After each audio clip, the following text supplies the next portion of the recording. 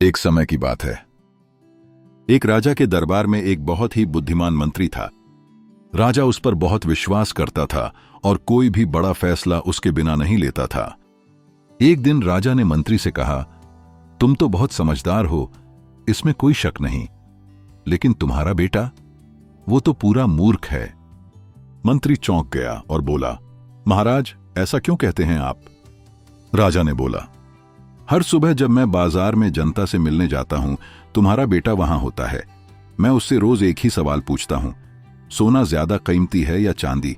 और हर बार वो कहता है चांदी।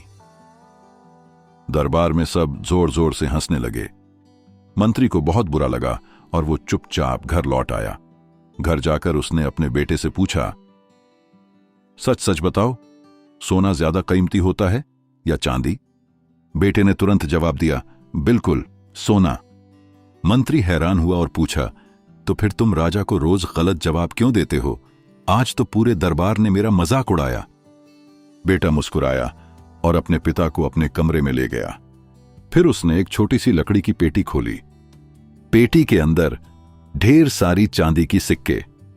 बेटे ने कहा, हर सुबह राजा मुझे 2 सिक्के दिखाता है, एक सोने का, एक चांदी का, और कहता है कीमती वाला ले लो।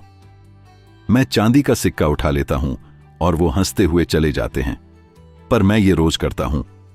जिस दिन मैं सोने का सिक्का उठा लूंगा, उस दिन ये खेल खत्म हो जाएगा और मेरी रोज की चांदी भी बंद हो जाएगी। मंत्री अवाक रह गया। बेटा बोला, एक सोने के सिक्के के बदले मैं रोज की चांदी क्यों छोड़ूं? सब मुझे मूर्ख समझते हैं, लेकिन असली चालाकी तो खामोशी में होती है। मंत्री की आंखों में गर्व था।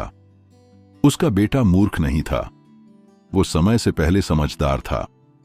उस दिन के बाद जब भी कोई उसके बेटे को मूर्ख कहता, मंत्री बस मुस्कुरा देता और कुछ नहीं कहता। कई बार जो लोग बाहर से मूर्ख दिखते हैं, असल में वो एक चुपचाप समझदारी भरा खेल खेल रहे होते हैं। हर किसी को खुद को साबित करने की जरूरत नहीं होती। अगर आप जानते हैं कि आप क्या कर रहे हैं और क्यों, तो बस वही काफी है। दुनिया अक्सर उन लोगों पर हंसती है जिन्हें वो समझ नहीं पाती।